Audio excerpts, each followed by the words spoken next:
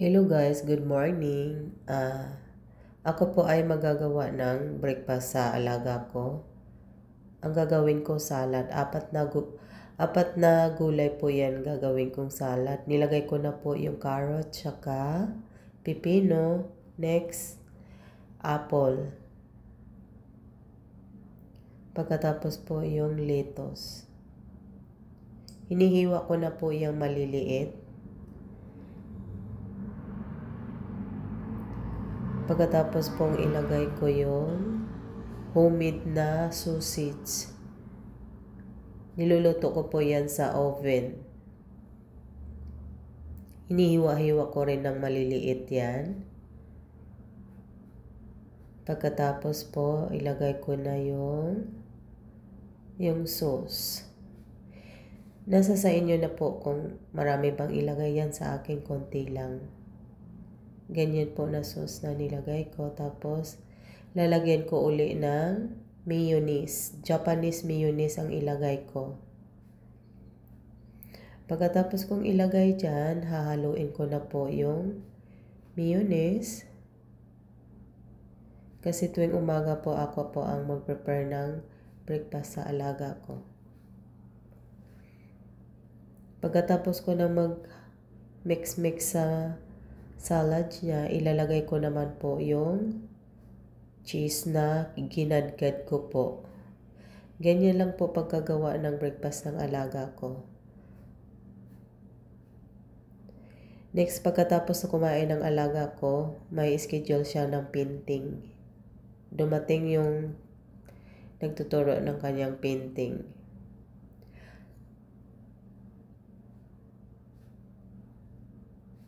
Ganyan lang.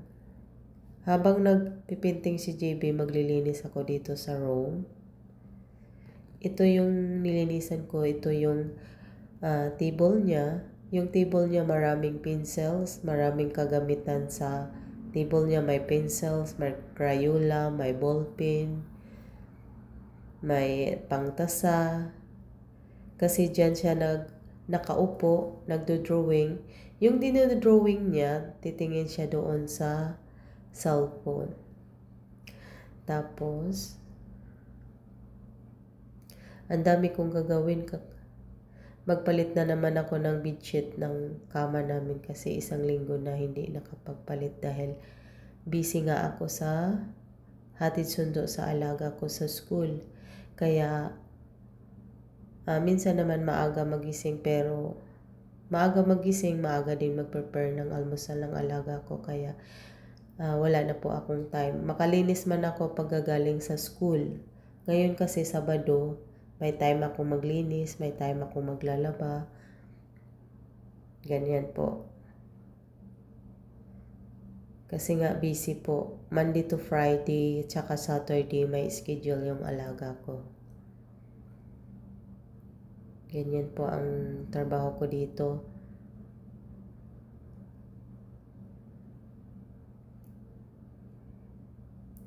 Ang dami niyang mga ballpen, lapis, kasi yan ang ginagamit niya pag do-drawing.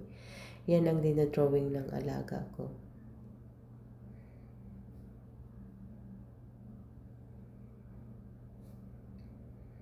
Yan, ganyan. Magaling siya mag-drawing, ganitong drawing. May Peter Pan. Hindi ko alam kung anong mga karakter yan dinodrawing niya. Basta masaya siya mga ganyan. Masaya siya sa mga ganyang dinodrawing niya. Minsan naman pag nagsawa siya sa drawing, mag-assemble sa puzzle, mag-assemble sa Lego. Kasi marami siyang Lego. Marami din siyang puzzle.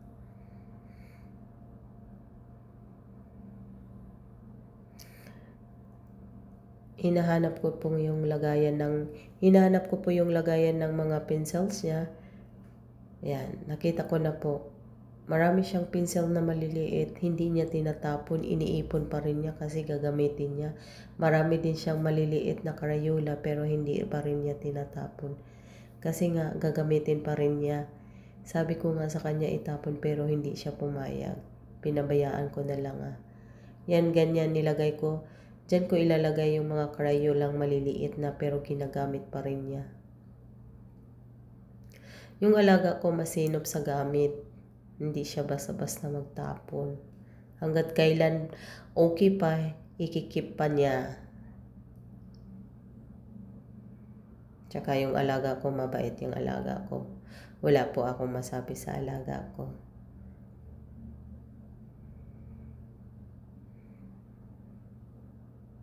Siguro dyan na mamaya pa ako matatapos dito pagka linis po.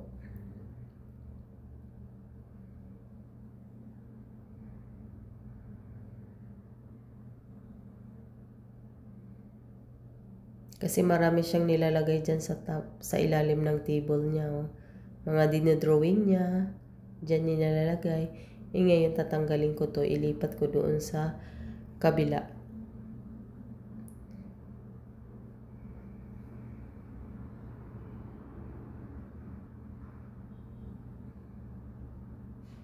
Tapos yung alaga ko, ayan. Ganyan ang dinodrawing niya. Magaling siya sa mga ganyang dinodrawing niya. Tapos siya na rin magko-color.